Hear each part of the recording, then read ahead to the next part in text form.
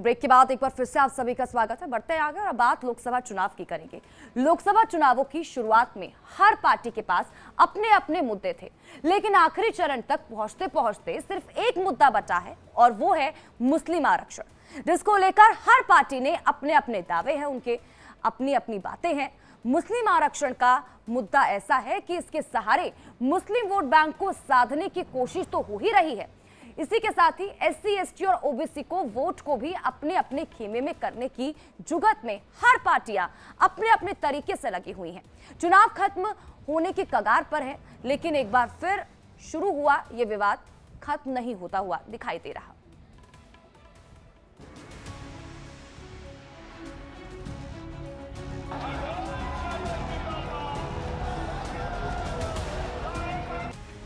लोकसभा का रण अपने आखिरी दौर में पहुंच चुका है।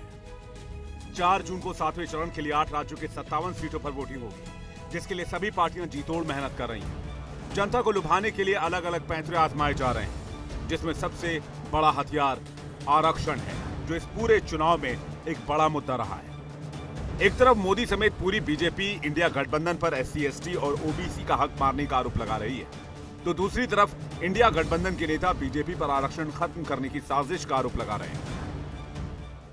रातों रात मुसलमान की सभी जातियों को ओबीसी बना दिया। सभी जातियों को ओबीसी बना करके जो ओबीसी का हक था वो रातों रात डाका डाल दिया, लूट लिया। वो छीनने की बात कर रहे हैं। हम आरक्षण को बढ़ा देंगे, 50% से ज्यादा कर देंगे।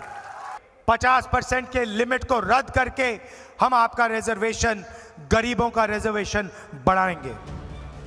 इस पूरे चुनाव में सभी मुस्लिम जातियों को ओबीसी कैटेगरी में आरक्षण दिए जाने के मुद्दे पर बीजेपी इंडिया गठबंधन पर हमलावर रही है। आखिरी चरण के पहले जब पीएम मोदी से आरक्षण के मुद्दे पर सवाल किया गया, तो उन्होंने कहा कि एससी, एसटी और ओबीसी को अंधेरे में रखकर उनका अधिकार मुसलमानों को दिए जा रहे हैं। यूनिवर्सिटी तक को माइनॉरिटी स्टेटस दे दिया।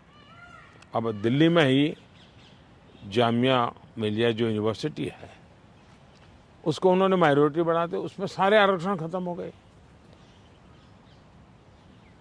एडमिशन में भी नहीं, नौकरी में भी नहीं। और बाद में तो चीजें उभर करके आई कि करीब करीब 10,000 ऐसे इंस्टीट्यूशंस हैं जिसको इस प्रकार से आरक्षण के जो एससी, एसटी, ओबीसी का अधिकार था वो पिछले दरवाजे से उसको छीन लिया गया है।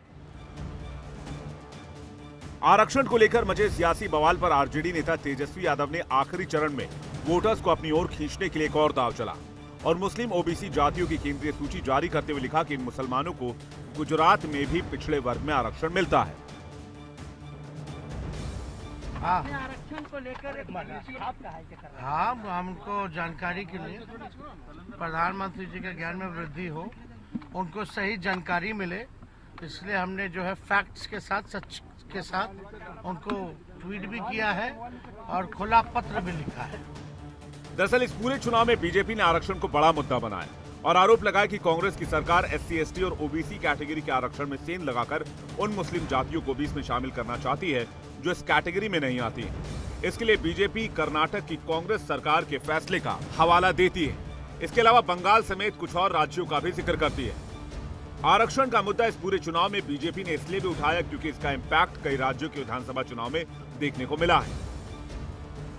आरजेडी जो बिहार में धीरे धीरे कमजोर होती जा रही थी, उसे 2015 के विधानसभा चुनाव में आरक्षण के मुद्दे पर ही अचानक बड़ी पार्टी बनकर उभरी थी। लिहाजा बीजेपी नहीं चाहती है कि आरक्षण का मुद्दा विपक्षी पार्टियों के लिए संजीवनी की तरह काम करे।